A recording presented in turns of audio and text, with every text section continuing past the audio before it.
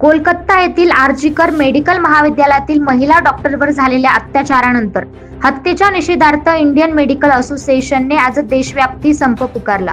या संपात शहरातील अशोका मेडिकल रुग्णालयाच्या सर्व डॉक्टर, परिचारिका व कर्मचारी यांनी सहभाग नोंदवला। यावेळी रुग्णालयाच्या प्रांगणात सर्व डॉक्टर्स, परिचारिकांनी मोर्चा काढला। या दरम्यान अत्याचार करणाऱ्याला फाशीची शिक्षा झालीच पाहिजे, पीडितेला न्याय मिळालाच पाहिजे अशी जोरदार घोषणाबाजी करण्यात आली। यावेळी रुग्णालयातील सर्व नियमित ओपीडी व निवडक शस्त्रक्रिया तात्पुरत्या स्वरूपात स्थगित केल्या होत्या।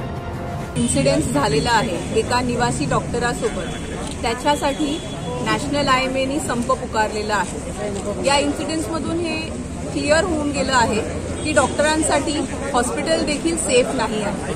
हॉस्पिटलची सेफ्टी, एस्पेशली गव्हर्नमेंट हॉस्पिटलमध्ये काम करत असणाऱ्या रेसिडेंट डॉक्टरची सेफ्टी ही संपूर्णपणे सरकारने घ्यावी। जसं एअरपोर्ट एक सेफ झोन डिक्लेअर झालेला आहे, तसं प्रत्येक गव्हर्नमेंट हॉस्पिटल एक सेफ झोन डिक्लेअर झाला पाहिजे। डॉक्टरची सेफ्टी ही पूर्ण समाजाच्या सेफ्टीसाठी आवश्यक आहे, याची नोंद सरकारने घ्यावी, यासाठी आम्ही हा संप केला आहे। दरम्यान इंडियन मेडिकल असोसिएशनने पुकारलेल्या देशव्यापी संपात अत्यावश्यक सेवा सुरू राहणार असल्याचं देखील सांगण्यात आलं आहे। Bureau report 9 news Maharashtra.